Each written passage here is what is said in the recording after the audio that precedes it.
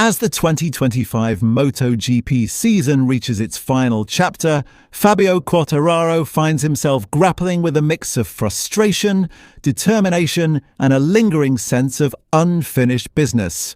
Despite flashes of brilliance, particularly in qualifying where the Frenchman secured several pole positions, the season has not unfolded in the way he nor Yamaha had hoped.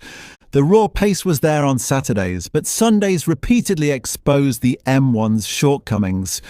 Quartararo, who currently sits ninth in the championship standings, managed just 3 podiums all season, including sprints, an uncharacteristic tally for a rider who once dominated the series and clinched the 2021 world title with authority. At the recent Portimao Grand Prix, he once again showcased speed by launching from the front row, yet the race pace faded, leaving him 4th in the sprint and 6th in the main race. It was a weekend that perfectly summed up Yamaha's 2025 struggles: promise without payoff. Ahead of the season finale in Valencia, Quartararo reflected on what he has learned from this turbulent campaign. "What I've learned from the 2025 season more than any previous year is that I've given absolutely everything," he admitted. "Results are important, of course, but today, whether I'm fighting for 1st, 5th, or 10th, I give exactly the same effort. That's what really makes the difference." Yet this dedication has not been matched by Yamaha's competitiveness. Remarkably, none of Yamaha's 4 riders are in contention for a top 3 finish in the standings, a statistic that underscores just how far the factory has fallen behind its European rivals. Even the introduction of the much-anticipated V4 engine has failed to reignite Quartararo's optimism.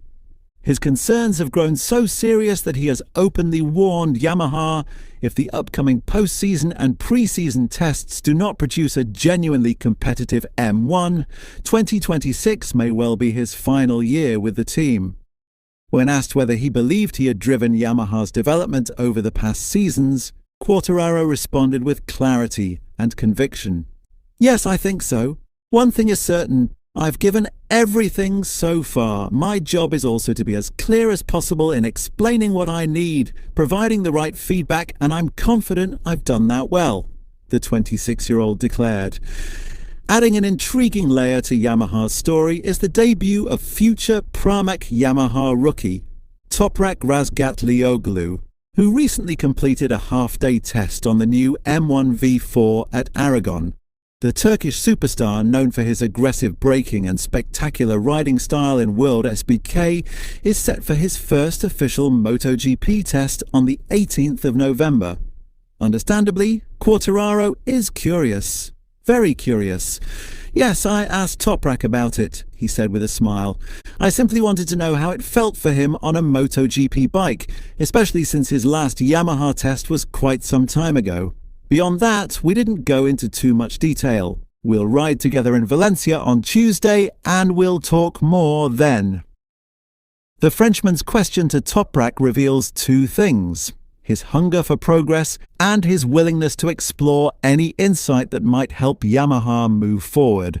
It also highlights how crucial these upcoming tests will be, not just for Quartararo's future, but for the manufacturer's entire MotoGP trajectory. As Quartararo heads into his 43rd and 44th starts of the season in Valencia, he sits 9th overall with 198 points, only 5 behind Fermin Aldiger and 29 behind Franco Morbidelli. While the title fight is long gone, a climb to 7th in the final standings remains achievable.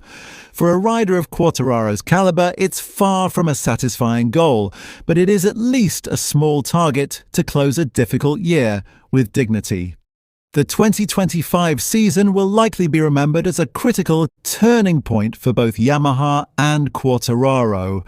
Yamaha's transition to a V4 concept, something the factory resisted for over 2 decades, signals a recognition that the old philosophy could no longer keep pace with Ducati, KTM and Aprilia, but early signs suggest the new engine is merely a first step, not an instant solution. For Quartararo, the frustration is understandable. He is still in his prime, still capable of world champion level performances, and still one of the most complete riders on the grid. But patience has its limits. If Yamaha cannot deliver a machine worthy of his talent by early 2026, a separation feels increasingly inevitable. Toprak's arrival, however, introduces an exciting variable. His feedback could accelerate development, and his radically different riding style may uncover strengths or weaknesses hidden within the new M1 prototype.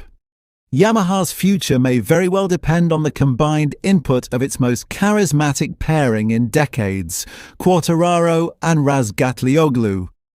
For now, all eyes turn to Valencia, first for the final races of 2025, and then for the most important test Yamaha has faced in years. Beyond the on-track narrative, Quartararo's demeanour this season has been noticeably more composed, suggesting a rider who has learned to manage internal pressure despite the competitive shortcomings of his machinery. In past years, frustration often spilled into public comments. But in 2025, he has channeled that energy into constructive scrutiny of Yamaha's development process. This shift in maturity may prove invaluable as the factory faces its most ambitious rebuilding phase since joining MotoGP.